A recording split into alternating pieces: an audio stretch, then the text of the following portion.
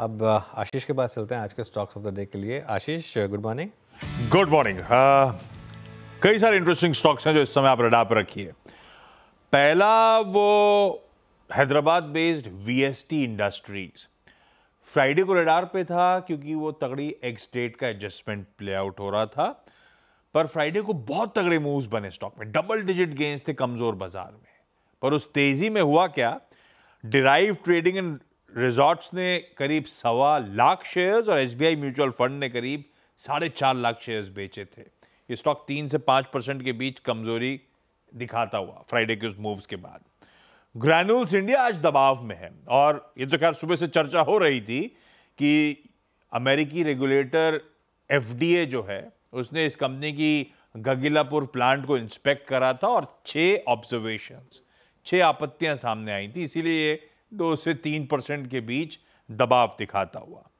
दीप industries दरअसल ONGC से जो ऑर्डर्स बैक करे थे उसमें सबसे इंटरेस्टिंग इसका है, 1400 करोड़ रुपए से ज्यादा का ऑर्डर ओएनजीसी से इस कंपनी को मिला है और उसके चलते ये नहीं आप एनएससी नहीं बीएससी का दिखाएंगे तो शायद डबल डिजिट, अनचेंज नहीं है, ये डबल डिजिट गेन्स है। लास्ट मैंने चेक करा था तो 15% तक का मूव दीप इंडस्ट्रीज में देखने को मिल रहा था। स्टॉक का सिलेक्शन चेंज करिए और साथ में रडार पे 2 स्टॉक्स और रख देता हूं आप लोगों के। मिसेस बेक्टर फूड्स, वो क्यूआईपी के बाद, ये देखिए ये दीप इंडस्ट्रीज, हाँ इस समय भी 14% का मूव। फ्लिप करिए प्लेट को, क्यूआईपी के बाद आज रखिए मिसेस बेक्टर फूड्स रडार पे 4-5% दबाव। गॉडफ्रे फिलिप्स पूरे हफ्ते रडार पे था, एजीएम हो गई, अब एजीएम के बाद 4-4.25% की यहां पे भी कमजोरी, दोनों दबाव में। शुक्रिया आशीष, तमाम stocks of the day screen पर रखने के लिए। जहाँ जहाँ पे मूव आ रहे हैं आपकी स्क्रीन पे, एक बार फिर से ये प्लेट आएगी स्टॉक्स की।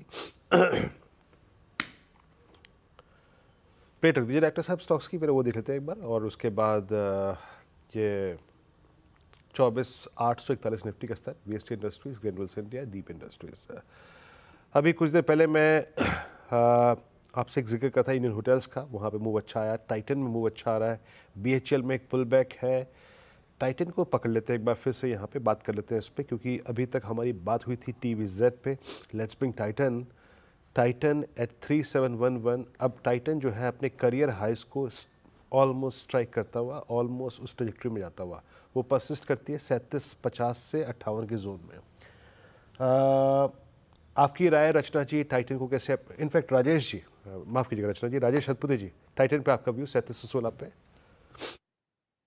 डेफिनेटली देखिए, टाइटन में एक क्लियर ब्रेकआउट मिला है 3650 के ऊपर और मुझे लगता है ये ब्रेकआउट अभी भी इंटैक्ट है। रादर फ्राइडे के दिन जो वीकनेस था, उस वीकनेस में इसने डिक्लाइन टेस्ट किया, तो मुझे अभी भी लगता है इसका जो टारगेट पेंडिंग है दैट इज 3850। तो टाइटन ये बाय साइड का ही ट्रेड रहेगा जब तक ये 3650 के ऊपर रहेगा। तो फिलहाल तो हम 3650 के स्टॉप लॉस के साथ ही लॉन्ग करेंगे।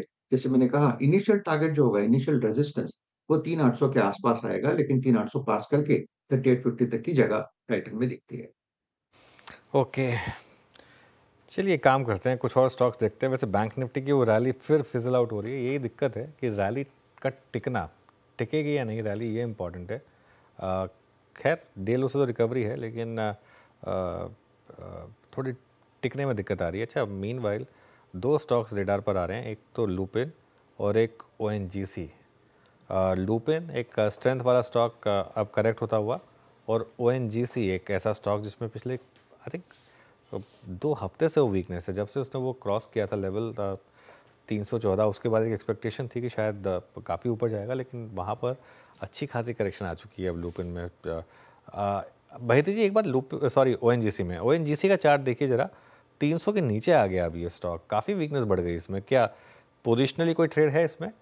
जी अनु जी, एक अच्छी शॉर्टिंग अपॉर्चुनिटी बन रही है और हमें लगता है कि इसे पुट के थ्रू प्ले करना ज़्यादा बेटर है, क्योंकि 300 का जो पुट है उसी में पोजीशन बनाई जा सकती है। एटीएम पुट में 8.90 रुपये के करीब चल रही है, 9 रुपये के में इसमें खरीदारी की जा सकती है। जो स्टॉप लॉस इसमें मेंटेन करना है वो 7 रुपये का कैसे मेंटेन करें। हमें लगता है इसमें पहला जो टारगेट देखने मिल सकता है वो 13 रुपये का, और इवेंचुअली 16 रुपये तक के टारगेट्स इसमें देखने मिल सकते हैं। रिस्क रिवॉर्ड काफ़ी फेवरेबल है ओएनजीसी की 300 की पुट में।